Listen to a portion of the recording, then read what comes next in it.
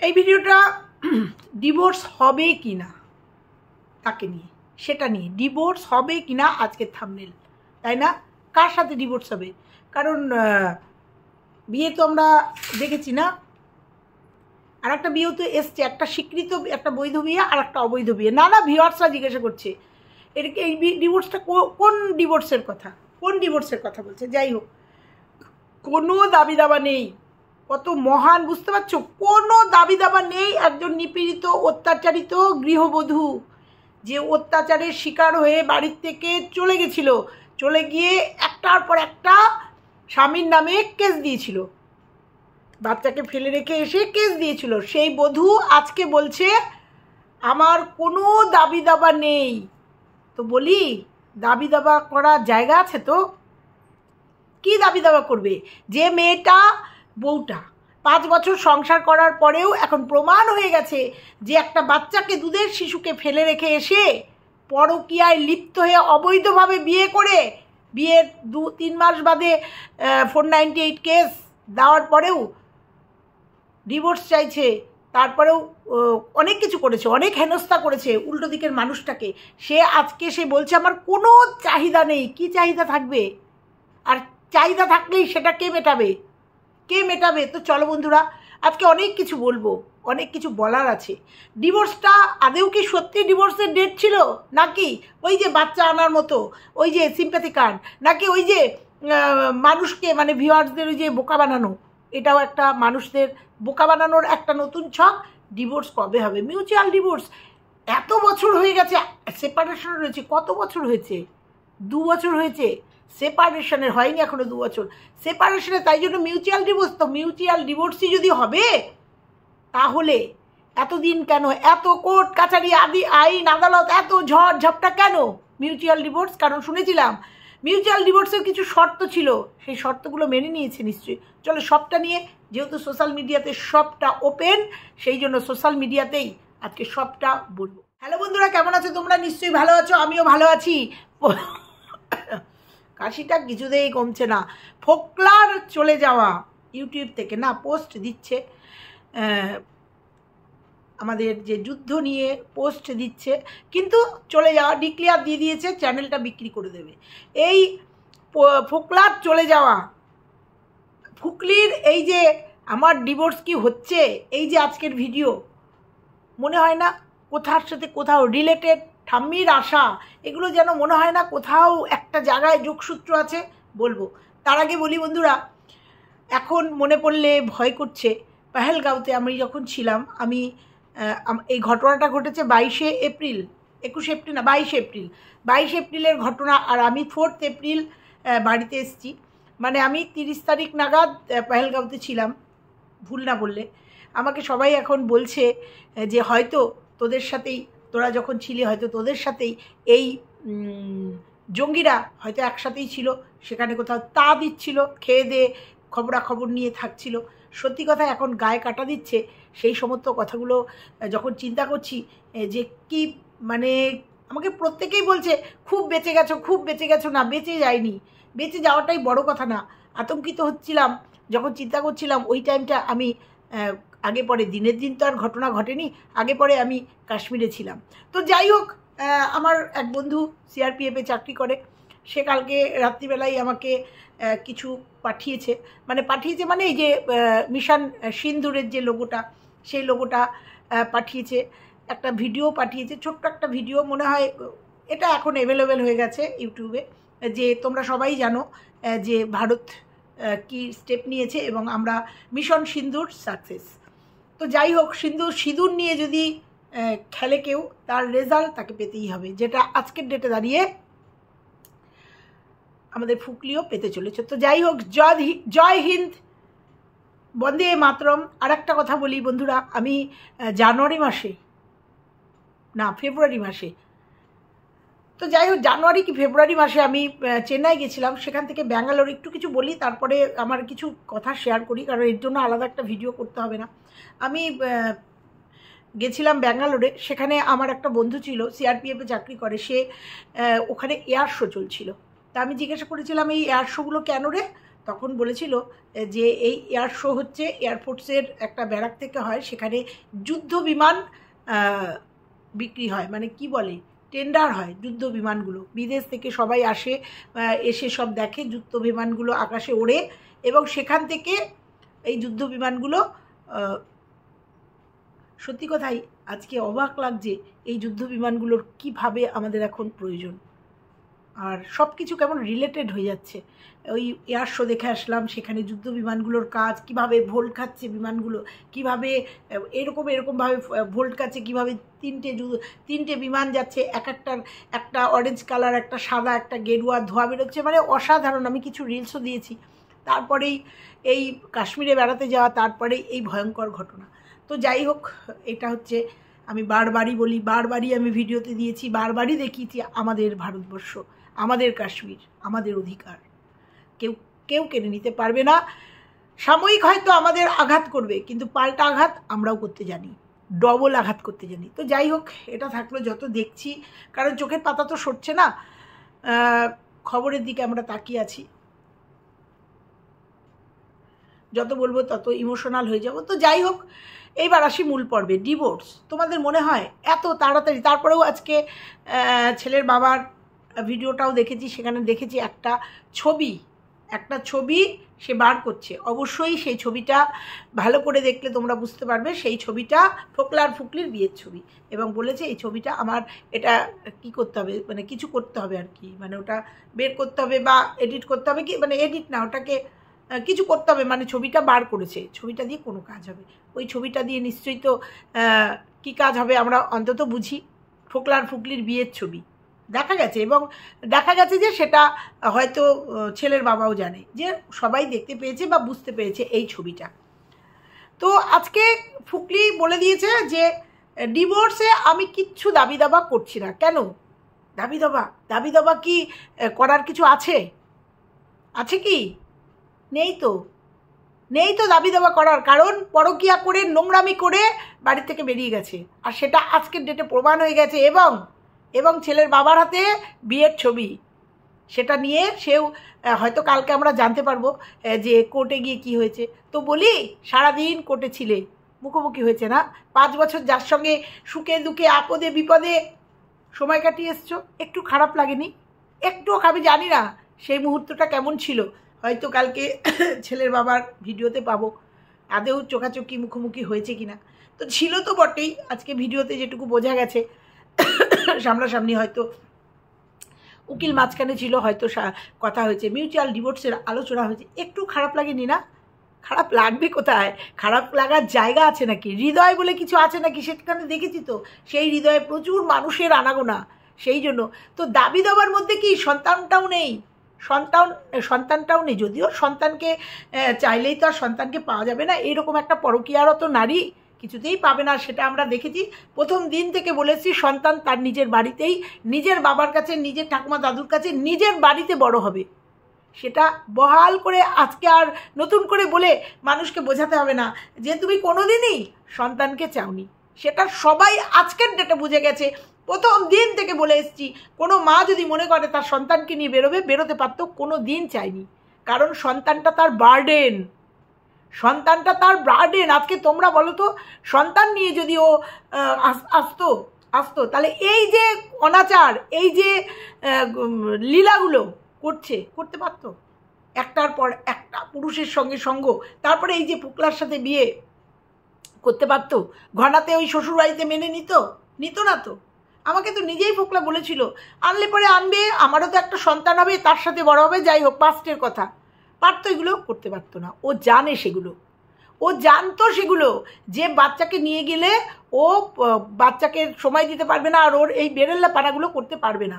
আর বাচ্চা যেখানে আছে ও খুব ভালো জানে বাচ্চা খুব ভালো থাকবে, ভালো আছে, সেটা আজকের ডেটে প্রমাণিত। ও শুধু বাচ্চাকে নিয়ে ক্লিকবেট খেলেছিল, বাচ্চাটাকে কন্টেন্ট বানিয়েছিল, আর কিচ্ছু না, কন্টেন্ট বানিয়েছিল বাচ্চাটা তার কন্টেন্ট ছিল, আর কদিনের জন্য নিয়ে এসে ছেলের বাবাকে একটু পানিশ করতো, আর কিচ্ছু না। সত্যি টিকটিকি টকটক করলো। তো এই তো গেল।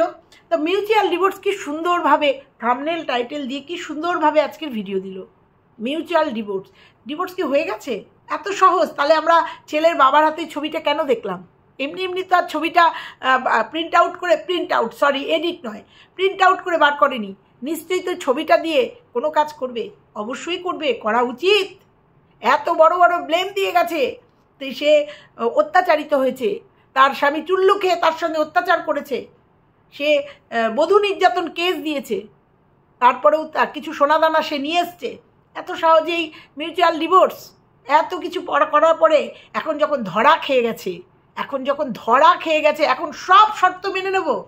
আমার তো মনে হয় সব শর্ত মেনে নিলেও, আমি জানি না উল্টো দিকে যে মানুষটা আছে সেই মানুষটা সব শর্ত মেনে নিয়ে মিউচুয়াল ডিভোর্সটা দিয়ে দেবে কিনা জানি না। কারণ শুনেছিলাম এর আগেও তো একদম প্রথমে মিউচুয়াল ডিভোর্স এর একটা কথা হয়েছিল, তখন থেকে সেখানে 3টে শর্ত ছিল, সবটাই ইউটিউবের পর্দায় এখনও বোধহয় আছে।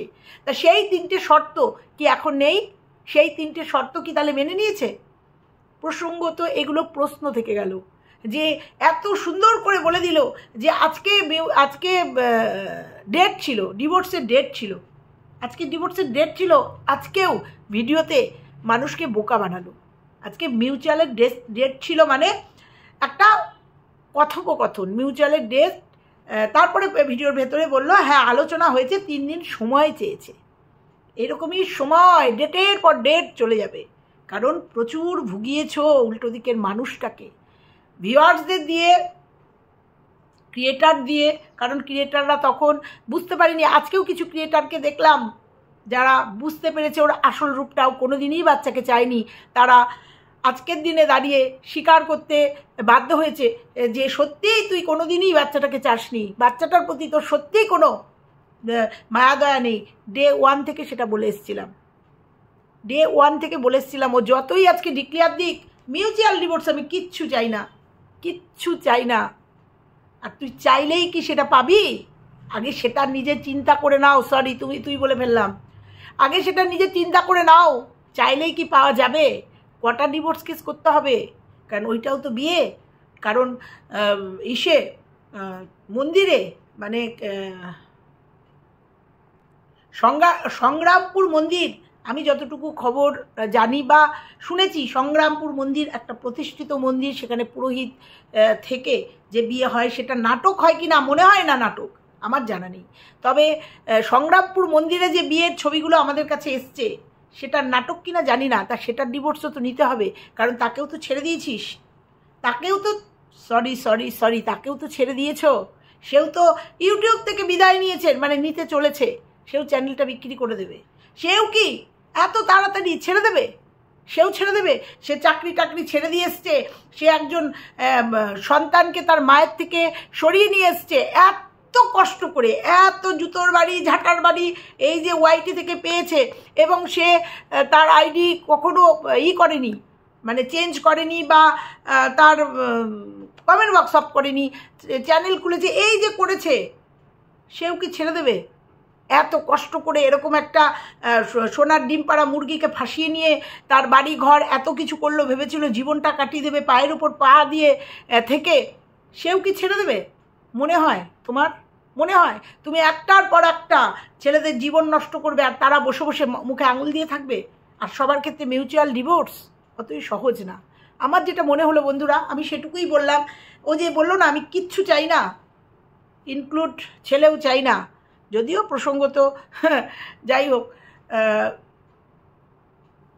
তো আমি কিছুই চাই না, চাইলেই ও যে সবটা পাবে, এখন ছেড়ে দে মা, কেঁদে বাঁচি।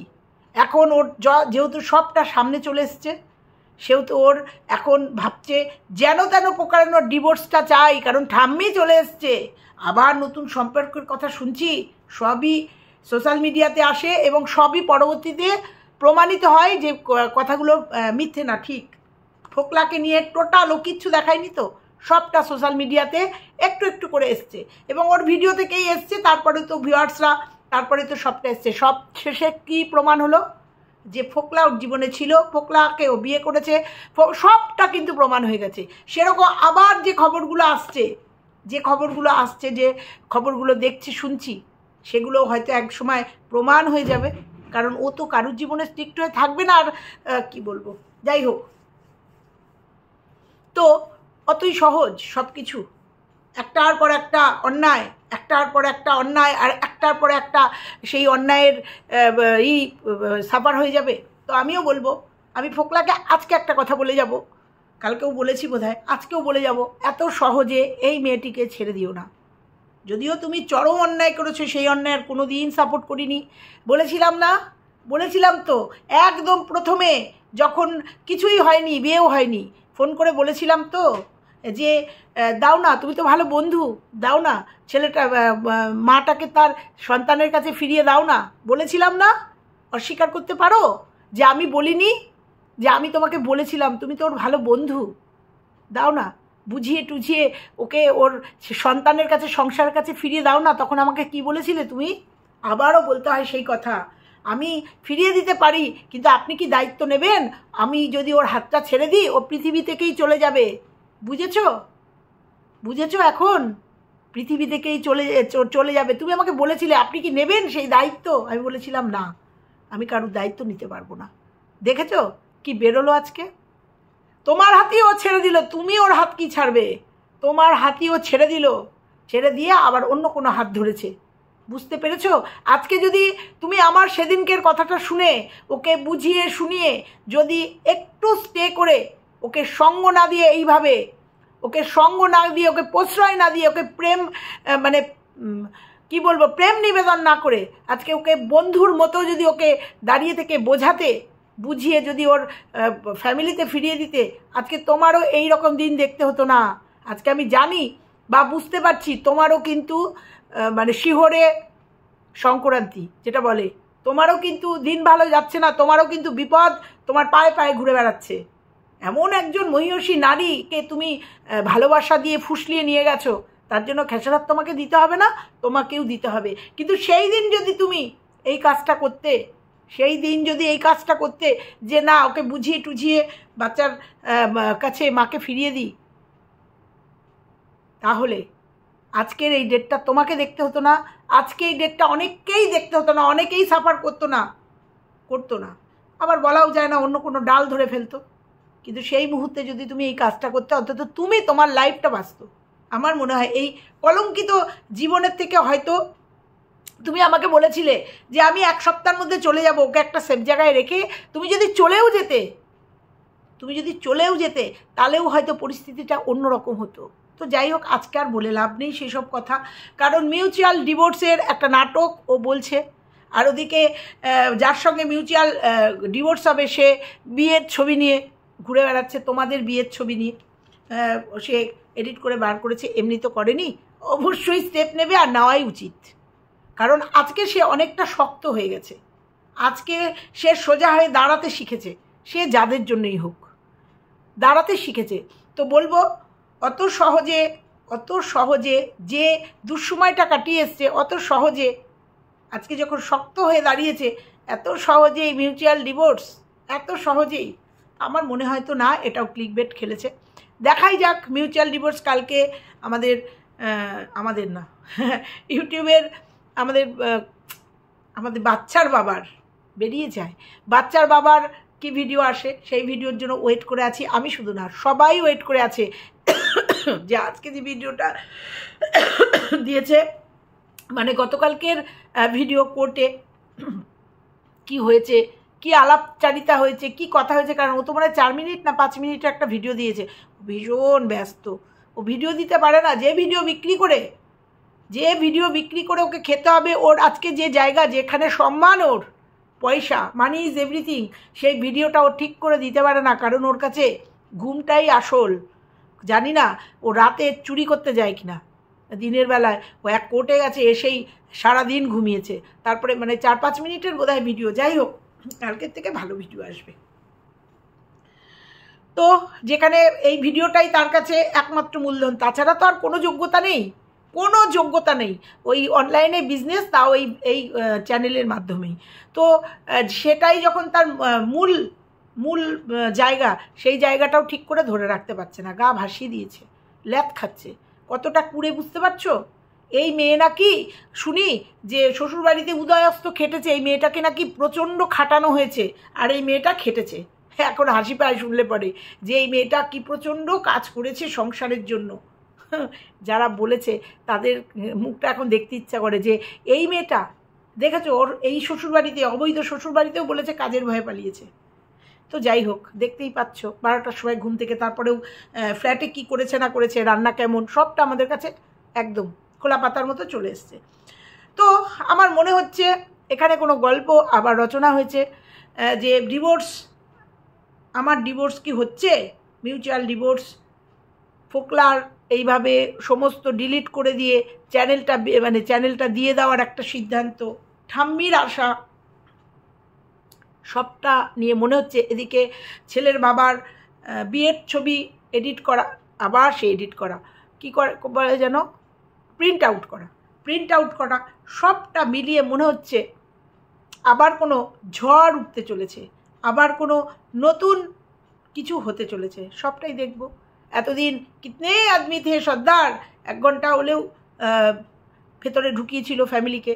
তো আমার মনে হয় না ছেলের বাবা এত তাড়াতাড়ি ছেড়ে দেবে না। রিভেঞ্জ নেওয়ার সময় এসছে। হ্যাঁ, মনে প্রাণে চাই ডিভোর্স হয়ে যাক, মিউচুয়াল ডিভোর্সটা হয়ে যাক, দুজন দুদিকে থাকুক, দুটো জীবন আলাদা হয়ে যাক, কারণ এই সম্পর্ক থেকে বেরিয়ে যাওয়াই ভালো। কিন্তু যে কাহিনী আজকে 2 বছর ধরে ঘটে গেছে, যেটা পুরোটা হয়ে গেছে আমাদের চোখের সামনে, যেটা হয়েছে, সেখানে দাঁড়িয়ে বলছি যে এত তাড়াতাড়ি, এত সহজে, এত আনন্দ ফুর্তি করার পরেও একদম নর্মাল মিউচুয়াল ডিভোর্স, জানি না কী হবে। সবটাই তাকিয়ে আছি ওয়াইটির দিকে, ইউটিউবে তো সবটাই আসবে, দেখব। তোমাদের কি মনে হয়? মূল্যবান মতামত আমার কমেন্ট বক্সে দিয়ে দিও। চলো, টাটা।